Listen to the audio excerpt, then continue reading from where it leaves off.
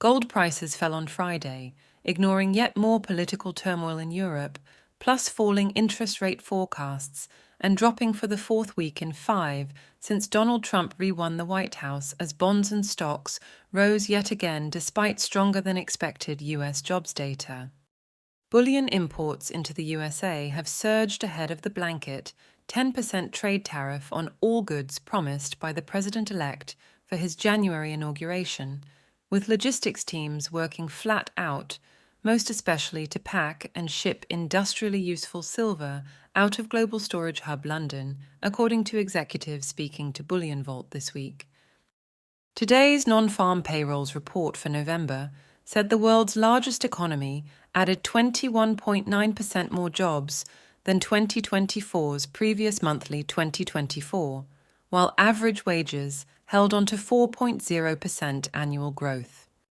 Contrary to analysts warning that a strong non-farm payrolls report could dent the odds of the Federal Reserve continuing to cut interest rates, betting on another quarter-point cut at the Fed meeting in 2 weeks' time jumped from 2 in 3 to more than 9 in 10 of futures positions tracked by the CME Derivatives Exchange's FedWatch tool. That put the futures market's typical forecast for year-end Fed rates in line with the U.S. Central Bank's own dot plot forecast at 4.40%. Longer-term borrowing costs also eased in the bond market Friday, despite the strong U.S. jobs data, taking 10-year U.S. Treasury yields down to the lowest in nearly 4 weeks, below 4.14% per annum. Yet gold prices still extended their drop, albeit fixing in London $20 above last night's one-week spot market low of $2,614 per troy ounce, with a 0.7% drop from last Friday.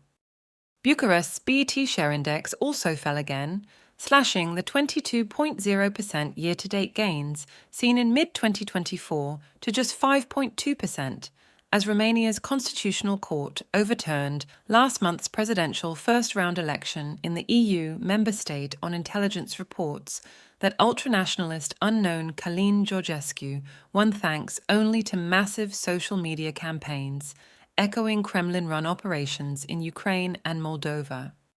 Having ignored Tuesday night's sudden and quickly overturned imposition of martial law in South Korea, gold prices failed to move on the collapse of France's coalition government Thursday morning after the Prime Minister suffered a vote of no confidence in his budget plans. Gold then fell as news broke of a senior U.S. health insurance executive being shot dead in Manhattan in what could be political violence over his industry's costs, profits, and exclusions. The rising imports of bullion into the U.S. ahead of Trump retaking office are driven by suppliers and most particularly industrial users of silver, vital to technologies including photovoltaic energy. Giant U.S. gold backed the GLD yesterday shrank again, down another 0.7% in size to its smallest in almost 4 weeks. Silver's number one ETF, the iShares SLV product in contrast, which holds almost 4/5 of its bullion backing in London rather than New York, grew by 0.9% to its largest in 2 weeks. Silver prices today fixed above $31.12 per troy ounce at midday in London, rising 1.4% for the week. Please like this video and subscribe to our channel.